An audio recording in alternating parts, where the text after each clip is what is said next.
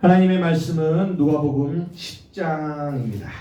하나님의 말씀은 누가복음 10장 38절에서 42절까지. 누가복음 10장 38절에서 42절까지입니다. 대독해 주시겠습니다. 그들이 길 갈 때에 예수께서 한 마을에 들어가심에 마르다라 이름하는 한 여자가 자기 집으로 영접하더라.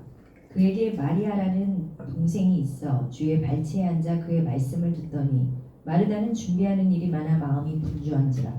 예수께 나아가 이르되 주여 내 동생이 나 혼자 일하게 두는 것을 생각하지 아니하시나이까. 그를 명하사 나를 도와주라 하소서. 주께서 대답하여 이르시되 마르다야 마르다야 내가 많은 일로 염려하고 근심하나 몇 가지만 하든지 혹은 한 가지만이라도 족하니라. 마리아는 이 좋은 편을 택하였으니 빼앗기지 아니하리라 하시니라. 아멘. 저희가 계속적으로 저희가 이제 누가복음을 보고 있고요. 오늘은 10장인데요. 여러분들에게 조금 어려울 수 있을지 모르겠지만 어쨌든 제가 계속 문맥을 보는 이런 훈련들을 이렇게 설교 시간에 잠깐이라도 언급을 해드리는 거는 항상 이렇게 이 위아래의 어떤 이 사건들이 연결이 되고 있구나라는 그런 인식을 여러분들이 좀 하시면서 이렇게 성경을 보셨으면 좋겠습니다. 우리가 이제 한번 띄워주실래요? 누가복음 10장?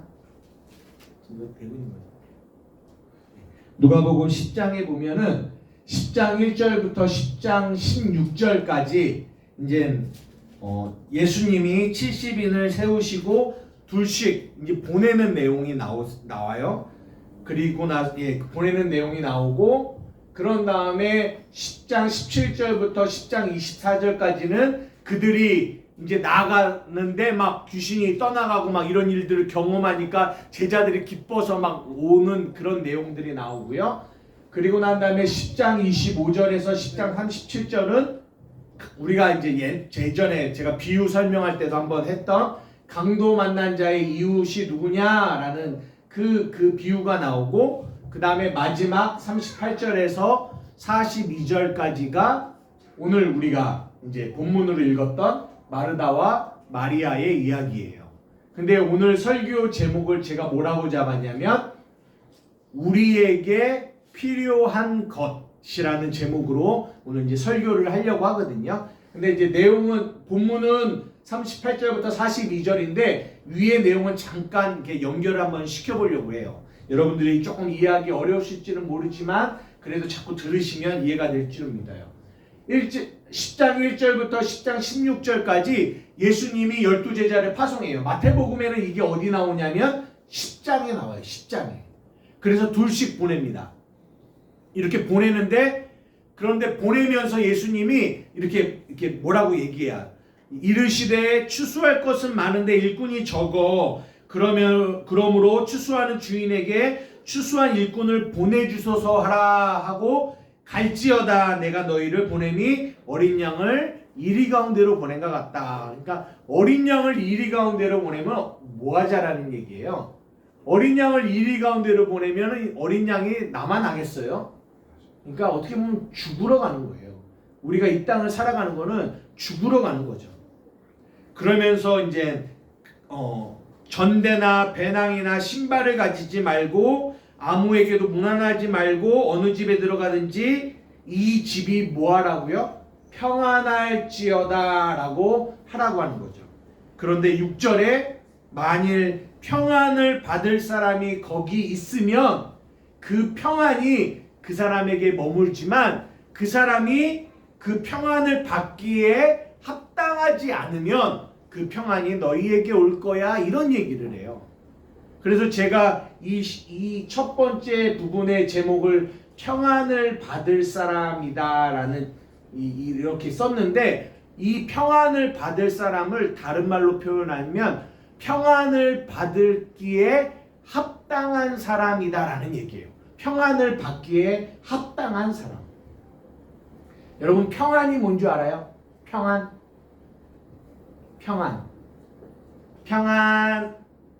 샬롬. 우리가 이제 교회에서 샬롬 이렇게 인사하잖아요. 평안. 함께. 예. 함께. 하루 목사님 좀 잠깐만 도와줘. 일로 와봐. 여러분들 평안을 기억하셔야 돼요. 항상 이 평안이라는 이 단어가 굉장히 중요해요. 우리 영상에는 안 나오지만 우리 한번 해볼게요. 제가 엄마 소예요. 엄마 소. 우리 하루는요 애기 소. 이스라엘은요 어미 소가 이렇게 밭을 갈 때 엄마 소, 애기 소 함께 해요. 이게 같이 묶여져 있어요. 그래서 애기 소는 엄마 소가 가는 대로 따라와요. 네. 이거를 뭐라고 한다? 평안이라고 한다. 엄마가 가는 대로 애기가 따라가요. 이걸 평안이라고 그래요. 평안을 받는다라는 이 평안, 에이레네라는 이 말은 기억하셔야 돼요. 엄마 소와 애기 소가 같이 가는 거예요. 제가 이거 일부러 이렇게 하는 거예요. 기억하시라고. 근데 평안이 깨어질 수가 있어요. 어떻게 깨어지는지 아세요? 하루는 여기로 가려고 하세요. 목사님은 여기로 가려고 할게. 보세요. 나는 일로 가려고 하고 하루는 이쪽으로 가려고 해요. 이거는 평안일까요? 평안이 깨어지는 거예요. 평안은 한 방향을 보고 같이 가는 거예요. 이것을 뭐라고 한다? 평안이라고 한다. 기억하세요. 고마워요. 네. 이렇게라도 우리 유아유치부를 우리의 예배에 동참시켜야 됩니다. 그래야지. 저렇게 하면요 우리 아이들도요 평안하면 기억해요. 나중에라도요 저 아이들이 자라서 이 평안이라는 이것을 기억할 수 있다니까요. 굉장히 중요한 거예요. 그래서 저 삶이 어느 순간 하나님과 평화가 깨어지려는 생각이 있을 때 이것이 기억나서 아 평안 함께 가야지 이렇게 기억할 수 있다는 거죠. 그러기를 바래요. 하루야. 평안이 뭐라고요? 평안이 뭐라고요? 평안이 목사님하고 이렇게 함께 가는 거였어요. 같은 방향으로. 네. 함께 가는 거죠? 맞아요. 네. 함께 가는 거예요. 그것이 평안이에요. 네. 평안. 이해되셨어요? 에이레네. 샬롬. 이스라엘 사람들이 만날 때마다 샬롬. 평안이에요. 우리가 생각하는 평안은 잘 먹고 잘 살고 하는 것을 평안이라고 하지만 성경은 그것을 평안이라고 얘기하지 않습니다. 평안은 하나님과 같은 방향을 보고 같이 가는 것을 평안이라고 합니다. 보세요. 그리고 나서 17절에 70인이 기뻐하며 돌아왔어요.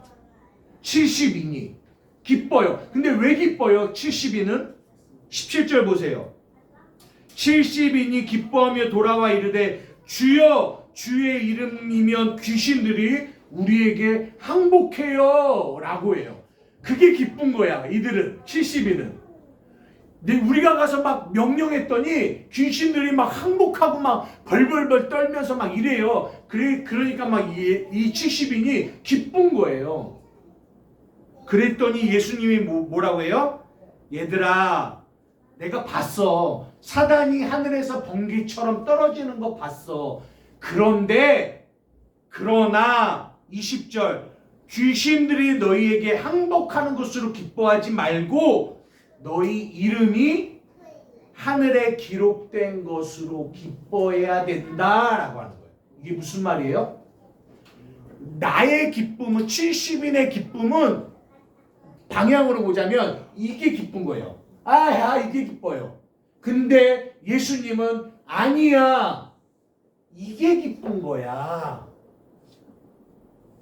이들의 기쁨과 예수님의 기쁨이 달라요. 다른 방향을 보고 있단 말이에요.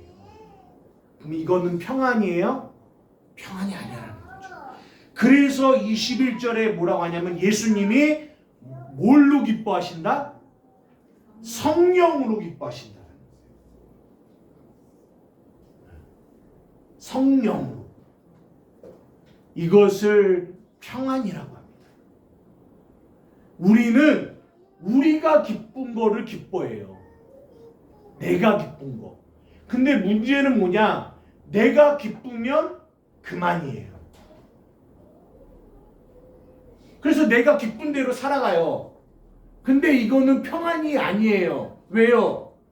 내 기쁨이 예수님의 기쁨과 같은 방향을 보고 있으면 평안인데, 문제는 나는 기쁜데 예수님은 안 기쁘면 이거는 같은 방향을 보고 가는 게 아니기 때문에 이것을 평안이다라고 말할 수 없다는 거죠. 그래서 우리가 만날 때마다 뭐예요? 평안, 이내야 평안, 평안, 평안이라고 말하는 거는 뭘 생각해야 돼요? 내가 하나님과 같은 방향을 보고 가고 있는지를 그냥 만나서 반가워서 하는 평안이 아니라, 중국어로는 준의 핑안이라고 하거든요. 만나면 막 그런 인사를 해요. 근데 그 말은 우리가 같은 방향을 보고 있는지를 항상 우리는 뭐 해야 된다? 생각해야 된다라는 거예요. 그래서 평안을 받기에 합당한 자가 누구냐? 주님과 같은 방향을 바라보고 가는 사람들. 근데 그 사람이 어떤 사람이 평안을 받기에 합당한 사람인지를 어디서 말하고 있다? 강도 만난 자의 이웃과 마르다 마리아를 통해서 평안을 받기에 합당한 사람이 어떤 사람인지를 성경이 그 밑에다가 얘기해주고 있다는 거예요. 그러니까 성경은 굉장히 논리적인 책이라는 거죠. 이 네 개의 사건이 다 다른 사건 같지만 성경은 일괄적으로 논리적으로 위에 네 개의 사건을 하나로 연결시키고 있다는 거예요. 이해되세요? 이해되세요? 10장이 그렇게 되어가고 있다. 그러면 강도 만난 자의 이웃에도 평안을 받기에 합당한 사람이 어떤 사람인지를 얘기하고 있고, 이 마르다와 마리아의 이야기 속에서도 평안을 받기에 합당한 사람, 예수님과 생각과 마음을 한 방향으로 보는 사람이 누군지를 말해주고 있다는 거예요. 저희가 강도 만난 자의 이웃은 이미 예전에 설교를 했기 때문에 제가 오늘 마르다와 마리아 이 본문을 정한 거예요. 우리 본문을 한번 다시 이제 들어가 봅시다. 38절입니다. 그들이 길 갈 때에 예수께서 한 마을에 들어가시는데 마르다라 이름하는 한 여자가 자기 집으로 영접했어요. 여기서 말하는 마르다가 누군지 아세요? 요한복음에 보면 그 마르다와 마리아의 오라비 나사로가 죽었는데 나사로가 살아났다라는 얘기 있잖아요. 그때 그 마르다, 예수님이 사랑하시는 이 가족들, 그 첫째 언니가 마르다, 동생이 마리아, 그리고 오빠가 나사로. 나사로가 부활한 얘기가 우리가 많이 알고 있잖아요. 그 마르다예요. 그래서 예수님이 한 마을에 들어가시는데 그 마을에서 이 한 여자, 마르다라 이름하는 한 여자가 예수님을 영접했어요. 근데 예수님을 영접하긴 했어요. 그런데 잘 보세요. 그에게 마리아라는 동생이 있어 주의 발치에 앉아서 말씀을 들어요. 그런데 마리아는 준비하는 일이 많아서 마음이 분주해요. 그래서 예수님께 뭐라고 하냐면, 주여, 내 동생이 나 혼자 일하게 두는 것을 허락하지 마세요. 나 혼자 일하게 두는 것을 생각하지 아니하십니까? 어떻게 보면 진짜 좀 짜증나는 어투로, 왜 마리아가 저렇게 말씀만 듣고 지금 나 할 일이 너무 많은데 왜 도와주라고 얘기하지 않으세요? 이렇게 얘기하는 거예요. 그를 명하여 나를 도와주게 하소서라고 얘기한단 말이에요. 그랬더니 주님이 뭐라고 하시냐면 마르다야 마르다야 내가 많은 일로 염려하고 근심하나 몇 가지만 하든지 혹은 한 가지만이라도 족하니라. 마리아는 이 좋은 편을 택하였으니 빼앗기지 아니할 거야 라고 예수님이 마르다의 그 말을 반박하시면서 이 얘기를 하시는 내용. 예전에 이 얘기를 여러분들도 교회 다니시면 여러 번 좀 들어보셨을 거예요. 그래서 옛날에 막 이 얘기를 가지고 토론을 했어요. 아니 물론 마리아가 잘한 거죠. 말씀을 사모하니까. 그런데 막 그런 얘기도 나왔어요. 아니 근데 교회에서 다 말씀만 듣고 교회에서 충성하고 봉사하는 사람들이 필요해요, 안 필요해요? 필요하죠. 그러면 누가 교회에서 봉사하며 충성하며 이런 사람들도 반드시 필요한데 그러면은 마르다 같은 사람은 안 필요합니까? 이런 싸움. 그러면 마리아만 옳은 겁니까? 그럼 마리아는 잘못한 겁니까? 막 이런 얘기들을 했단 말이에요. 그런데 이 성경은 그런 얘기가 아니라는 거예요. 그런 얘기. 더 본질적인 그 안에 담긴 복음의 의미가 담겨 있다라는 거죠. 보십시오. 마르다 40절입니다. 마르다는 준비하는 일이 많아 마음이 뭐하다고요? 분주하다. 참 이것도 신기해요. 이렇게 제가 주중에 양육을 하잖아요. 주중에 양육을 하는데 제가 이 10장을 이미 설교를 준비하잖아요. 근데요 이렇게 전화통화를 해요.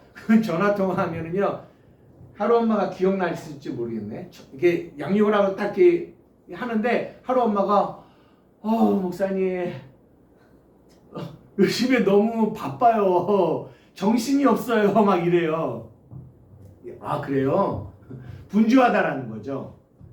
또 다른 사람하고 양육하는데 또 그 얘기를 해요. 엄청 바쁘대요. 아 그러냐고. 여러분 앞으로는요 더 분주해집니다. 더 분주해져요. 더 바빠져요. 왜 그런 줄 아세요? 왜 더 분주해지고 더 바빠지는 줄 아세요? 여러 가지가 이유가 있겠지만 요즘에는요 부모들도요 혼자 일하는 사람이 없어요. 둘이 다 일해요. 왜 그런 줄 알아요? 먹고 살기가 어려우니까요. 부모들이 두 부모가 다 일해요. 바빠요. 왜냐하면 점점 먹고 살기가 어려워져요. 어려워지기 때문에 이렇게 여유 있게 뭔가를 할 수 있는 시간이 없어요. 점점 더 그렇습니다. 꼭 먹고 사는 거 아니더라도 앞으로의 세상은요 점점 더 바빠져요. 분주해진다. 확실합니다. 근데 이 분주함이 얼마나 많이 우리의 영적인 우리의 신앙생활을 막는 되게 안 좋은 것인지를 여러분들이 기억하셔야 돼요. 기억하셔야 돼요. 일단 마귀가 여기서는 보면 마르다가 분주한 이유가 뭐예요? 일이 많아. 일이 많게 해요. 일을 많게 해요. 그러면 그 많은 일을 하면서 마음이 분주해집니다. 마음이 분주해지면 어떤 일이 발생하느냐? 우리는 많은 일을 하는 게 중요한 게 아니라 옳은 일을 하는 게 중요한 거거든요. 근데 많은 일을 하면서 마음이 분주해지면 이것이 옳은 일인지 이것이 바른 일인지 이것이 정말 아까 말한 것처럼 하나님과 같은 방향을 보면서 가는 일인지 이런 것들을 생각할 겨를이 없어요. 그냥 가는 거예요. 그냥 가는 거. 우리 아이들 조금만 잘하면 초등학생, 조금만 잘하면 중학생, 고등학생, 중고등부. 야, 너 지금만 열심히 공부하고 막 하면 공부하느라고 분주하죠. 열심히 공부하면 대학교 가면 좀 나아져. 예, 대학교 가십시오. 대학교 가봐요. 대학교 간다고 분주함이 사라지는 줄 아세요? No, 아니에요. 또 다른 분주함들이 저들을 기다리고 있어요. 그러면 대학교가 졸업하면 저들의 분주함이 사라질까요? No. 저들은 또 사업 전선에, 예, 이 먹고 사는 그 전선에 뛰어들어야 되기 때문에 그 분주함은 사라지지 않습니다. 그러면 사업을 하면, 일을 하면 거기서 분주함이 끝나나요? 아니요. 이제는 결혼하고 애 낳으면요, 또 다른 분주함이 옵니다. 무슨 얘기예요?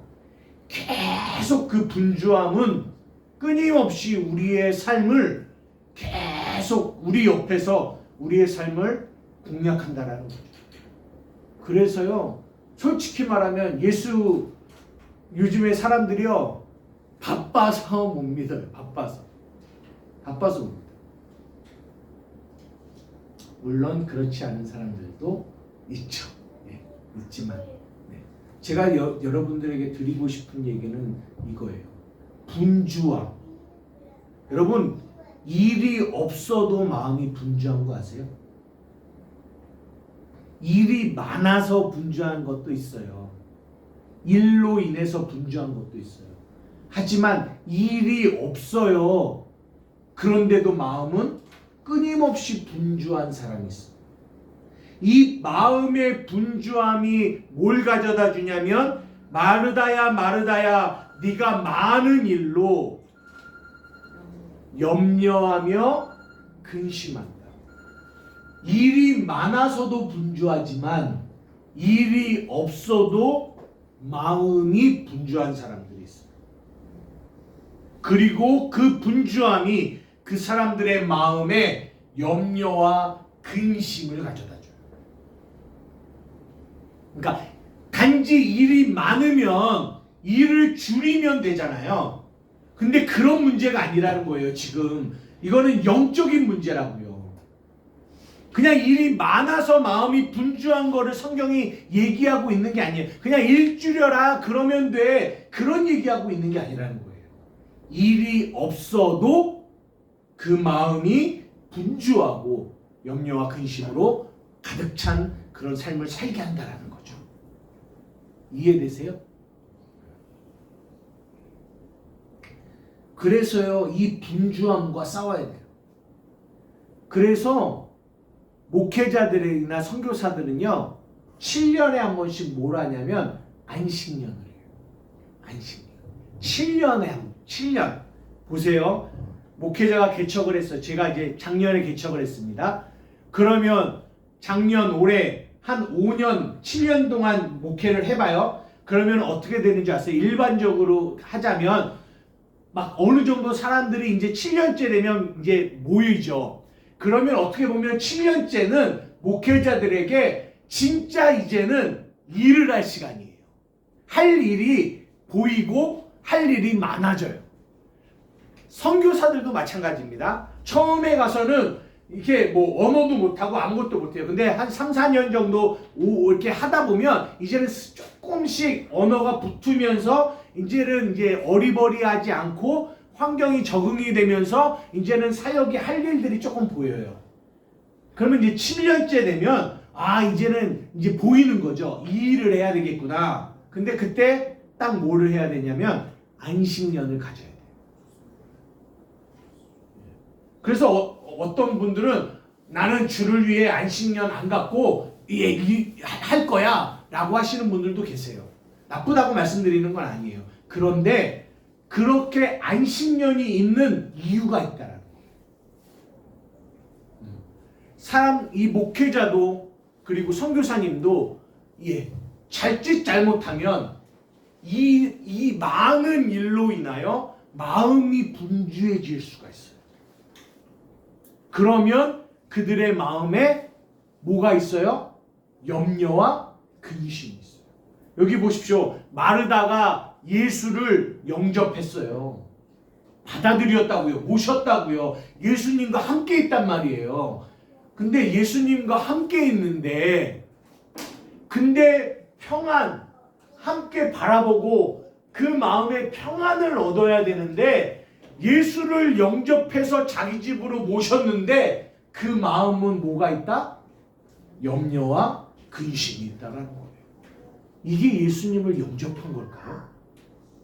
이게 무슨 말이냐면, 이 땅에 많은 교회가, 많은 성도들이 예수를 영접했다라고 해요. 나는 예수를 믿어라고 얘기해요. 그런데 여전히 그들의 마음은 분주해요. 그들의 마음은 염려와 근심으로 가득 차 있어요. 예수를 믿는다라고 하지만 무엇으로? 많은 일로. 여기서 말하는 많은 일은 우리가 말하는 그런 그냥 일반적인 많은 일만을 말하지 않는다고 여러분들에게 아까도 말씀드렸어요. 이해되세요? 그 많은 일. 그래서 저희 교회도 되도록이면 지금은 뭐 할 일도 많이 없지만 앞으로도 저희는 예를 들어서 뭐 식사를 준비한다거나 이런 일들도 그렇게 만약에 이런 것들을 준비해봐요. 그러면 몇몇 사람은요 거기에 완전히 뭐 해야 되냐면 올인해야 돼요. 그러니까 그러면 어떤 일이 발생하냐면 그분들은 일찍 와서 막 식사 같은 것들을 준비해요. 이게 교회 예배 끝나면 식사해야 되니까. 그러면 그들은 식사 준비하느라고 넉다운 돼요. 예배 시간에는 뭐 하는 줄 알아요? 졸아요.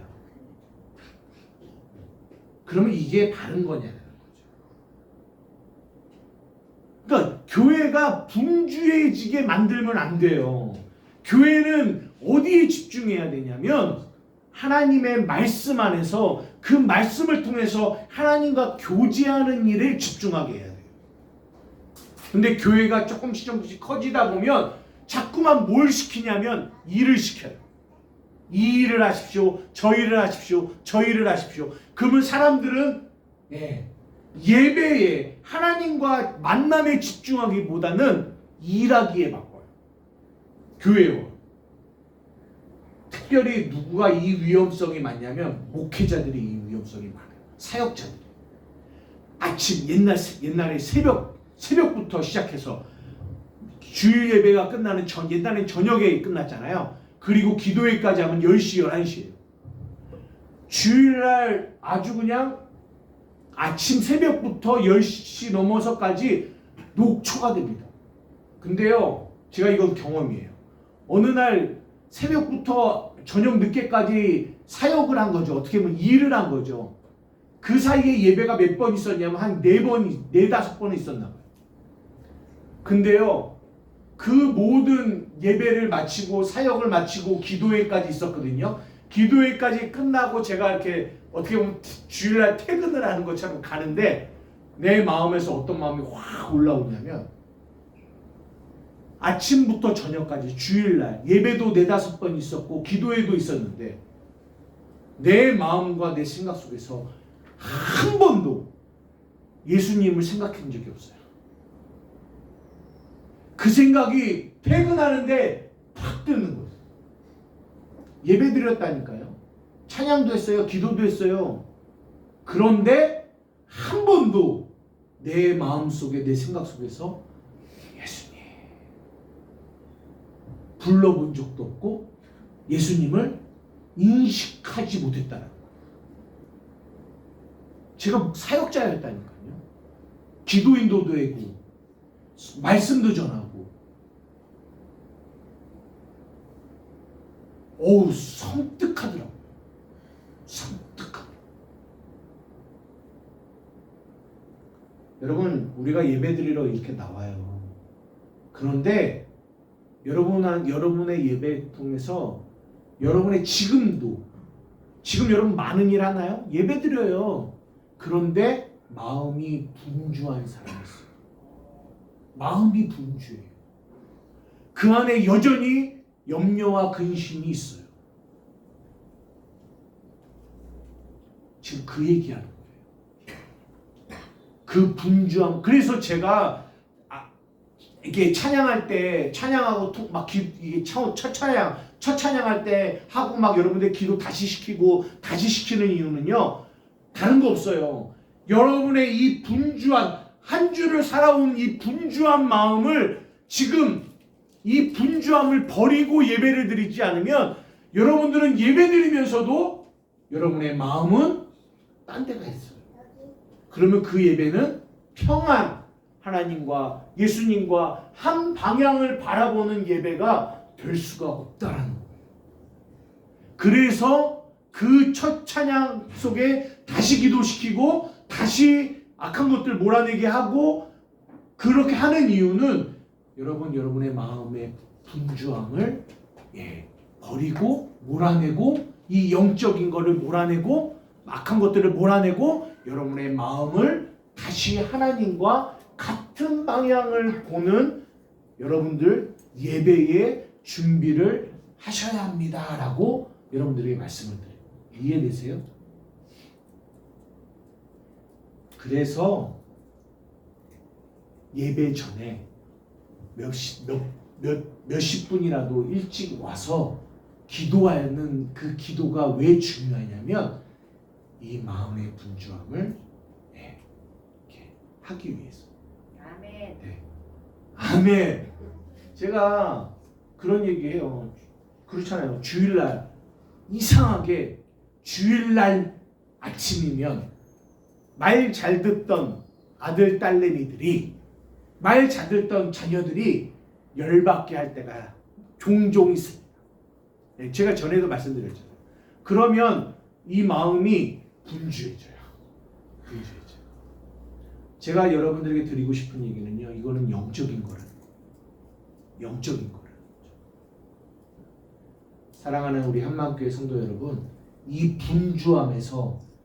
분주함이 나의 삶에 하나님과 한 방향을 바라보고 나아가게끔 하는 그 일을 막고 있다라는 거, 이것은 영적인 거라는 거, 영적인 싸움이라는 거, 단지 일이 많아서 그런 거 아니라는 거, 단지 환경이 여러 가지의 일들이 내 안에 닥쳐서 그런 거 아니라는 거, 여러분 기억하셔야 돼요. 아멘. 여러분의 영혼을 하나님과 한 방향을 만들려고 하는 그 일을 마귀가 악착같이, 성경은 뭐라고 하냐면 우는 사자가 삼킬자를 찾는 것처럼 우리의 영혼을 도적질하려고 하는 거라는 거 여러분들 기억하셔야 돼요. 아멘. 네. 그래서 그 분주함에서 여러분들이 마음을 지키는 일을, 마음 지키는 일을 여러분들이 하셔야 된다. 아멘. 아멘이십니까? 아멘. 네. 이게 이 본문이 말하고 있는 어떤 일반적인 의미예요. 이 분주함이라는 단어. 그런데요, 여기에 더 중요한 신앙의 본질이 있어요. 무슨 말이냐? 제가 이 맨 밑에 요거 바로 띄워드렸어요. 이게 누가복음 10장 41절 42절인데 지금 우리가 읽고 있는 이 성경은 뭐라고 나와 있냐면, 주께서 대답하여 이르시되 마르다야 마르다야 내가 많은 일로 염려하고 근심하나, 42절에 뭐라고 하냐면 몇 가지만 하든지 혹 한 가지만으로도 좋게, 이렇게 얘기하고 있거든요. 근데 이거는 원문하고 조금 많이 달라요. 근데 이 표준 세번역인데 이 표준 세번역이 원문에 가장 가깝거든요. 근데 이걸 한번 읽어봅시다. 한번 다 같이 한번 읽어볼까요? 시작.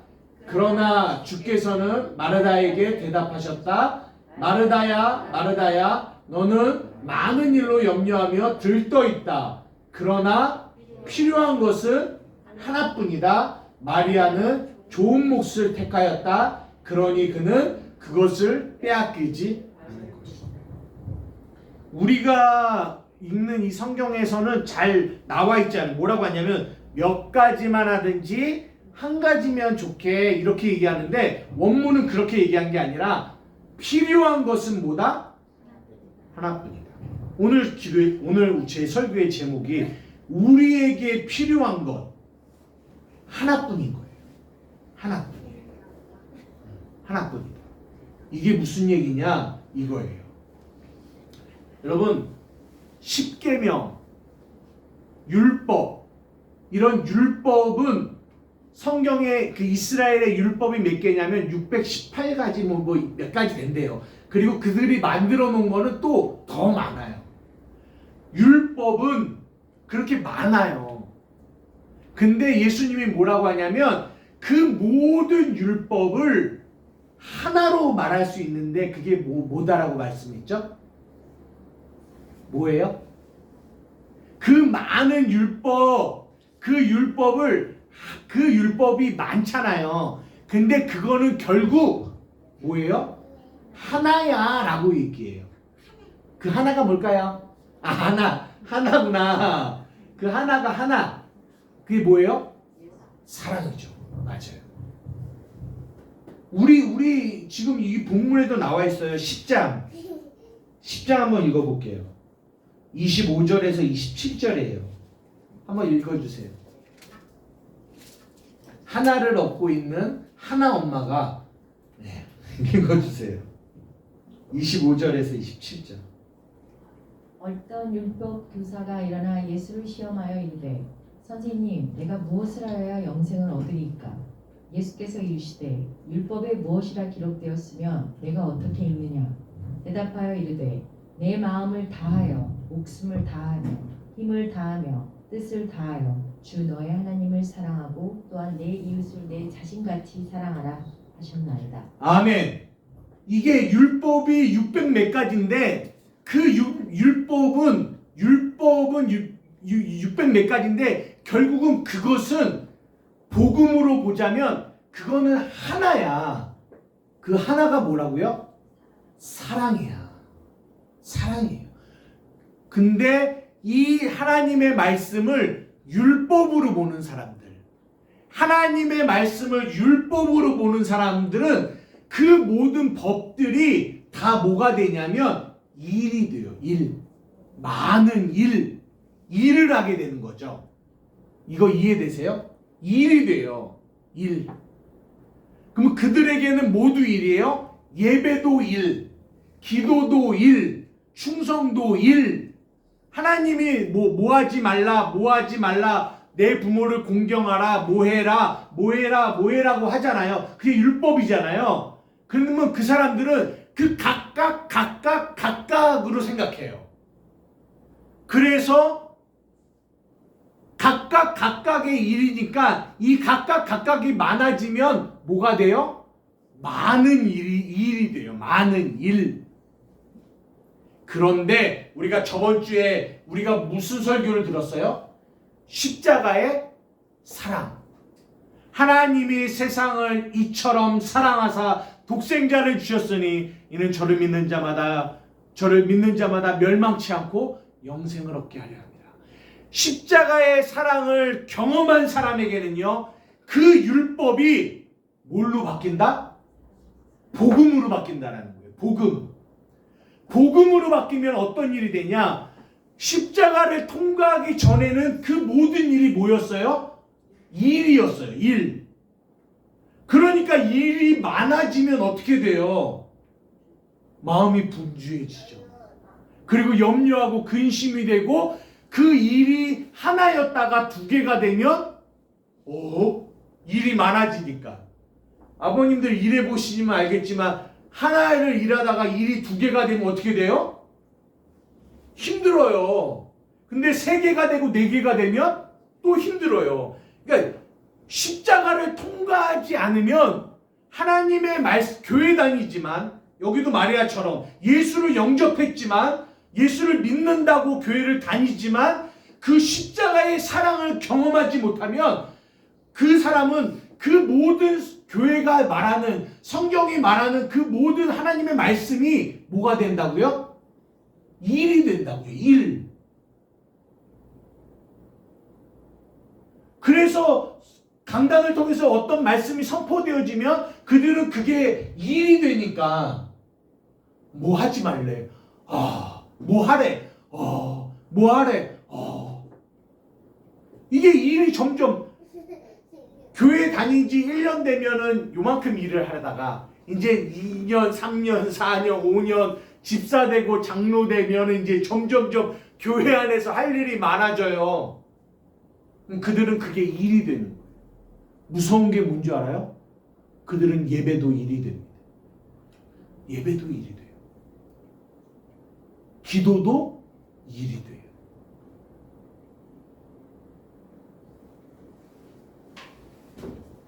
무서운 거예요. 그런데 그 십자가를 경험한 사람들, 예수 그리스도의 그 십자가를 경험한 사람들에게는 이제는 그것이 일이 아니라 뭐가 된다? 사랑이 된다. 사랑.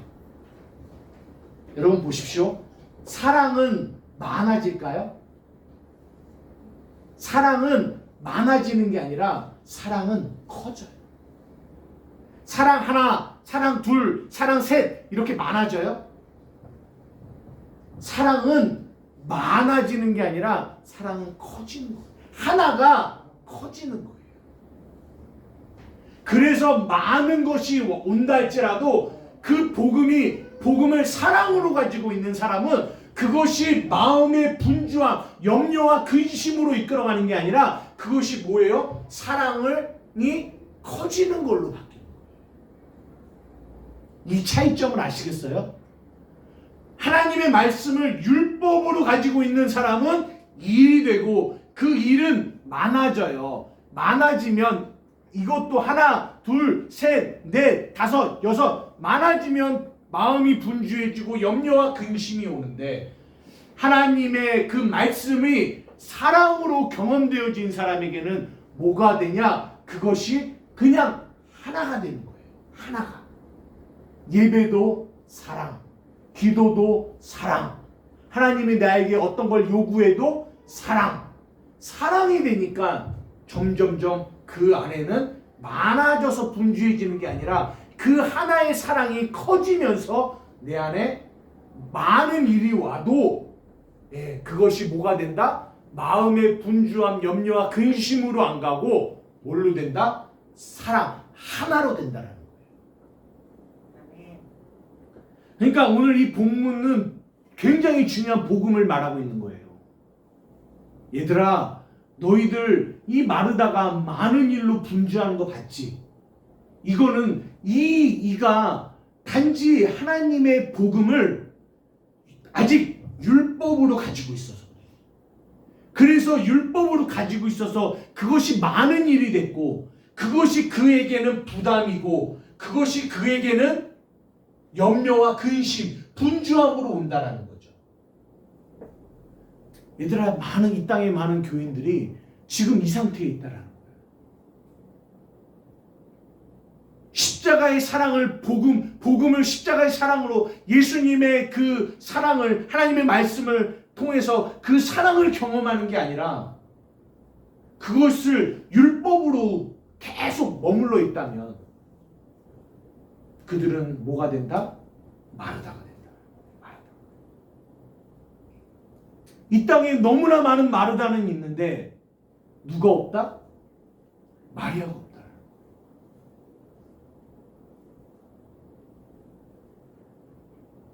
그래서요, 교회는요, 뭘 전해야 되냐면 십자가의 사랑을 전해야 돼요. 십자가의 사랑. 마르다야, 너에게 필요한 것은 이거 하나뿐이야. 하나뿐이야. 하나뿐이야.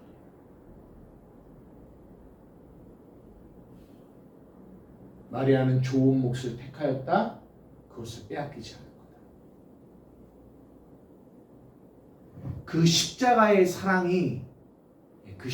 사랑이 우리 안에서 경험되어지는 거. 저번 주에 말한 것처럼 실제가 되어질 때 그때는 이제 더 이상 우리에게 우리의 신앙생활이, 우리의 예배가, 우리의 충성이, 우리의 헌금이 많은 일이 되는 것이 아니라 사랑, 그 사랑 안에서 그 사랑이 점점 커지는. 여러분, 탕자의 비유를 기억해 보세요. 그 첫째 아들을 보세요. 아버지와 같이 있었어요. 그러나 그는 뭐 했어요? 일했어요. 일. 사랑이 아니라 일했다고요. 그러니까 그는 아버지한테 맨날 뭐 하냐면 원망해요. 아버지, 나는 아버지를 떠나지 않고 맨날 아버지랑 같이 있으면서 아침부터 저녁까지 계속 뭐 했어요? 일했다고요. 일했다고요. 그는 일했어요. 뭐 하지 않고? 사랑하지 않고. 그거 아니다. 여러분들에게 여쭤보고 싶습니다. 여러분 일하셨습니까? 아니면 사랑하셨습니까? 여러분들에게 예배는 일입니까? 아니면 사랑입니까? 굉장히 중요한 차이예요. 그래서 교회만 오는 것이 중요한 게 아니라, 교회에서 앉아있는 게 중요한 게 아니라 반드시 예수 그리스도의 이 십자가를 통과해야 돼요. 그래야 일이 아닌 뭐가 된다고요? 사랑이 된다. 그러다가도 또 신앙생활 하다 보면 또 막 뭐가 된 경우가 있어요? 일이 되는 경우가 있어요. 그럴 때 내게 필요한 거는 뭐지? 하나뿐이지.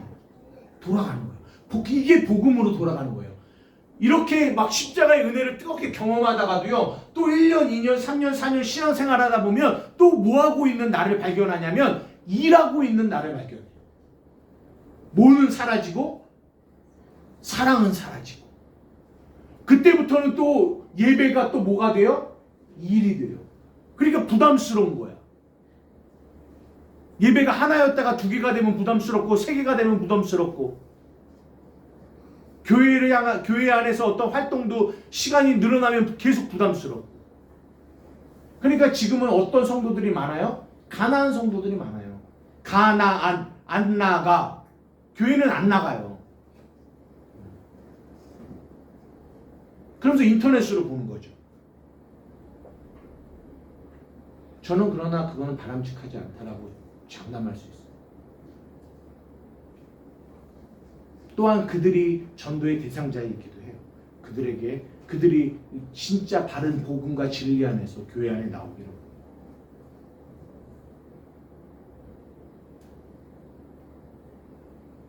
제가 이제 말씀을 마무리하려고 하는데, 제가 금요일 날 어떤 분과 이제 양육을 했어요. 실명을 거론하기는 좀 그렇지만 사모라모 자매라고 실명을 거론하지는 않을게요. 근데 제가 이제 그 마태복음 5장 산상순에 대한 이야기를, 신령에 관한 내통한 온유함까지를 얘기를 하는데, 그분이 그렇게 말씀하세요. 자기한테는 이런 하나님의 메시지가 자기에게는 계속 뭐가 되냐면 부담입니다. 부담. 온유한 자가 뭐냐면, 온유한 자의 뜻은 하나님의 그 뜻 앞에 내가 그 뜻을 이렇게 받아들이는 거예요. 어떤 뜻이든. 그리고 그 뜻을 따라가는 거. 이게 결국 평안이거든요. 그게 온유한 자예요. 모세가 그랬거든요. 예수님이 온유한 분. 그러니까 우리가 생각하는 그냥 마음이 좀 훈훈하네, 이게 온유가 아니라, 성경이 말하는 온유는 하나님이 뭐라고 하시던 그 뜻을 내가 받아들여서, 그리고 그 뜻에 순종하며 나아가는 걸 온유라고 하거든요. 근데 솔직히 보세요. 이것이 일이 되면, 그 하나님과의 관계가 없으면 도대체 하나님이 나에게 뭘 요구할까? 어떤 걸 요구할까? 나는 이렇게 가고 싶은데 하나님이 날 또 이렇게 가라고 하면 그게 얼마나 부담이 되겠어요. 그게 일이 되는 거죠. 근데 사모라모 자매가 뭐라고 하냐면, 저번 주 예배를 드리는데요, 그 십자가의 사랑이 자기 안에서 이렇게 제가 정확하게 기억은 못하지만 무슨 의도냐면, 그 십자가의 사랑이 자네에 확 이렇게 느껴지면서 어떤 생각이 드냐면, 이 사랑이면 뭐라고 했죠? 할 수 있겠다?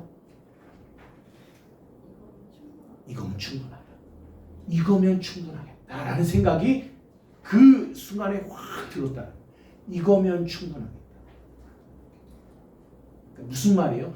그 사랑이면 할 수 있겠다는 거예요. 사랑이.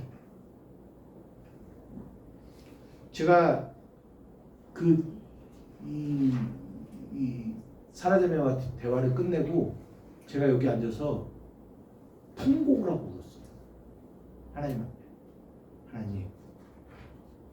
제가 예전에 계속 뭘 기도했냐면 주님, 내게 주님의 마음을 주십시오. 하나님을 누구보다도 사랑하는 사람이 되고 싶습니다. 제가 젊었을 때 다른 기도 말고 이 기도만 계속했어요. 하나님을 사랑하는 사람이 되고 싶습니다. 하나님, 정말 주님의 마음을 내게 주세요. 근데요, 어느 순간부터인가 이 기도 제목이 사라졌어요. 사라졌어요.